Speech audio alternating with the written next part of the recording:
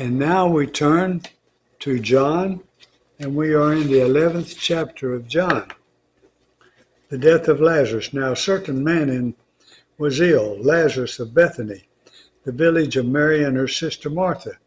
It was Mary who anointed the Lord with ointment and wiped his feet with her hair, whose brother Lazarus was ill. So the sister sent to him, saying, Lord, he whom you love is ill. But when Jesus heard it, he said, the illness does not lead to death. It is for the glory of God, so that the Son of God may be glorified through it. Now Jesus loved Martha and her sister and Lazarus. So when he heard that Lazarus was ill, he stayed 2 days longer in the place where he was. Then after this, he said to his disciples, let us go to Judea again. The disciples said to him, Rabbi, the Jews were just now seeking to stone you, and are you going there again? Jesus answered, are there not 12 hours in the day? If anyone walks in the day, he does not stumble, because he sees the light of this world. But if anyone walks in the night, he stumbles because the light is not in him. After saying these things, he said to them, our friend Lazarus has fallen asleep, but I go to awaken him. The disciples said to him, Lord, if he has fallen asleep, he will recover. Now Jesus had spoken of his death, but they thought that he meant taking a rest and sleep. Then Jesus told them plainly, Lazarus has died, and for your sake I am glad that I was not there, so that you may believe. But let us go to him. So Thomas, called the twin, said to his fellow disciples, let us also go that we may die with him. Now when Jesus came, he found that Lazarus had already been in the tomb 4 days. Bethany was near Jerusalem, about 2 miles off, and many of the Jews had come to Martha and Mary to console them concerning their brother. So when Martha heard that Jesus was coming, she went and met him. But Mary remained seated in the house. Martha said to Jesus, Lord, if you had been here, my brother would not have died. But even now I know that whatever you ask from God, God will give you. Jesus said to her, your brother will rise again. Martha said to him, I know that he will rise again in the resurrection on the last day. Jesus said to her, I am the resurrection and the life. Whoever believes in me, though he die, yet shall he live. And everyone who lives and believes in me shall never die. Do you believe this? She said to him, yes, Lord.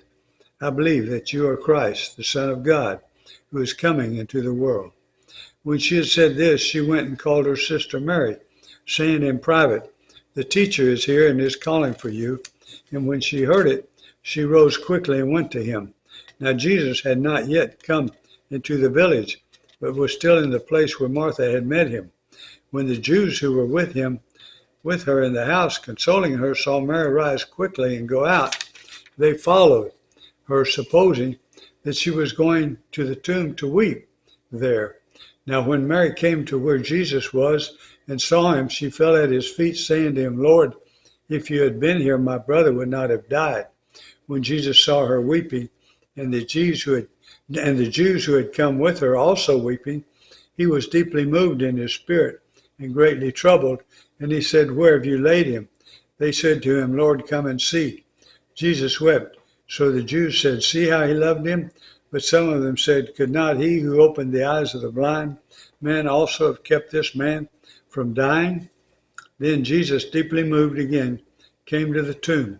It was a cave, and a stone lay against it. Jesus said, take away the stone. Martha, the sister of the dead man, said to him, Lord, by this time there will be an odor, for he has been dead 4 days. Jesus said to her, did I not tell you that if you believed, you would see the glory of God? So they took away the stone. And Jesus lifted up his eyes and said, Father, I thank you that you have heard me. I knew that you always hear me, but I said this on account of the people standing around, that they may believe that you sent me.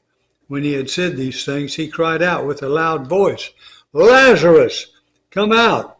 The man who had died came out, his hands and his feet bound with linen strips, and his face wrapped with a cloth. Jesus said to them, "Unbind him and let him go." Many of the Jews, therefore, who had come with Mary and had seen what he did, believed in him. But some of them went to the Pharisees and told them what Jesus had done. So the chief priests and the Pharisees gathered the council and said, "What are we to do? For this man performs many signs. If we let him go on like this, everyone will believe in him, and the Romans will come and take away both our place and our nation." But one of them, Caiaphas, who was high priest that year, said to them, "You know nothing at all, nor do you understand that it is better for you that one man should die for the people, not that the whole nation should perish." Isn't that amazing? He made an amazing statement there. He did not say this of his own accord, but being high priest that year, he prophesied that Jesus would die for the nation, and not for the nation only, but also to gather into one the children of God who are scattered abroad. So from that day on, they made plans to put him to death. Jesus, therefore, no longer walked openly among the Jews, but went from there to the region near the wilderness to a town called Ephraim, and there he stayed with the disciples. Now the Passover of the Jews was at hand, and many went up from the country to Jerusalem before the Passover to purify themselves. They were looking for Jesus and saying to one another as they stood in the temple, "What do you think, that he will not come to the feast at all?"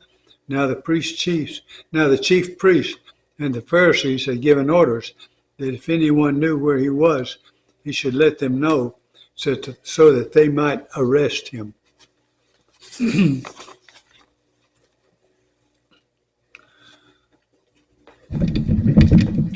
That was John 11.